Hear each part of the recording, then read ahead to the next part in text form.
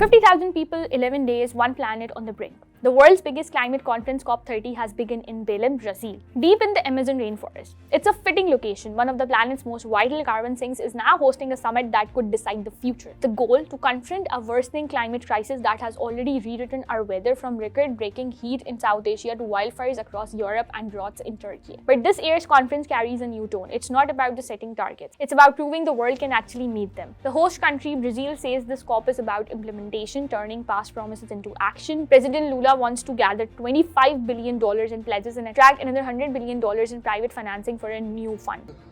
Que se os homens que fazem guerra tivessem aqui nesta COP, eles iriam perceber que é muito mais barato colocar $1 trilhão e 300 bilhões para a gente acabar com o problema climático do que colocar $2 trilhões e 700 bilhões para fazer guerra como fizeram no ano passado. The Tropical Forest Forever facility aimed at protecting biodiversity and curbing deforestation. As he put it, the roadmap for the next decade must help the world reverse deforestation, overcome dependence on fossil fuels, and mobilize the money to make it happen. UN Climate Chief Simon Steele agrees that the time is running out. He says the Paris Agreement is working, but progress must accelerate, especially in vulnerable regions like the Amazon, where climate damage is already happening. 10 years ago in Paris, we were designing the future. A future that would clearly see the curve of emissions bend downwards. Colleagues, welcome to that future. The science is clear. We can and must bring temperatures back down to 1.5 degrees Celsius after any temporary overshoot. Lamenting is not a strategy. We need solutions. While climate disasters decimate the lives of millions, when we already have the solutions, this will never, ever be forgiven. The economics of this transition are as indisputable as the costs of inaction. We have already agreed we will transition away from fossil fuels.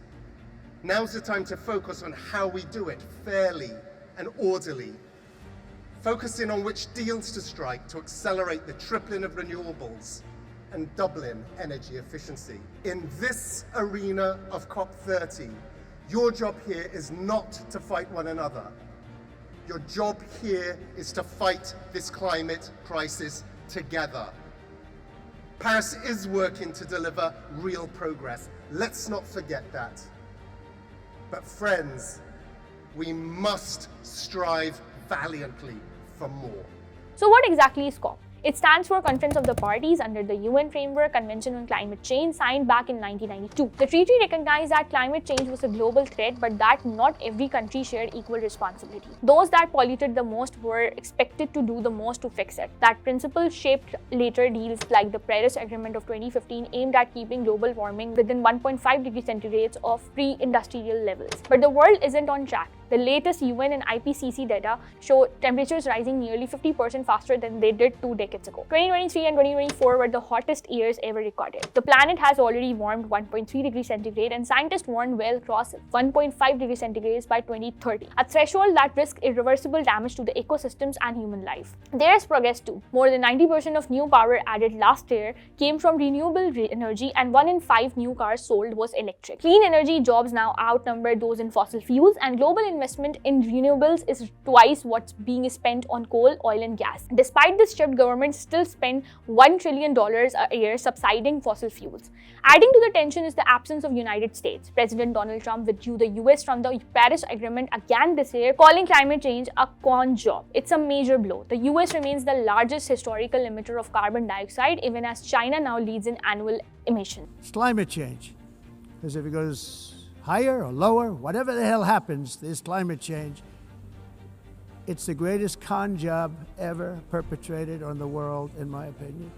The carbon footprint is a hoax made up by people with evil intentions, and they're heading down a path of total destruction. You know, the carbon footprint was a big, big thing The host city hasn't been without controversy either. Hotel prices in Belém have skyrocketed, prompting Brazil's government to offer free cruise ship cabins to poorer delegations. Meanwhile, the construction of a new access road for the summit has raised eyebrows. It cut through sections of the forest to reach the venue. Behind the speeches and handshakes, COP30 faces its tough question yet. Can the world finally turn pledges into progress? Because the climate crisis is no longer a forecast. It is the forecast. For more explainers, subscribe to DawnNews English.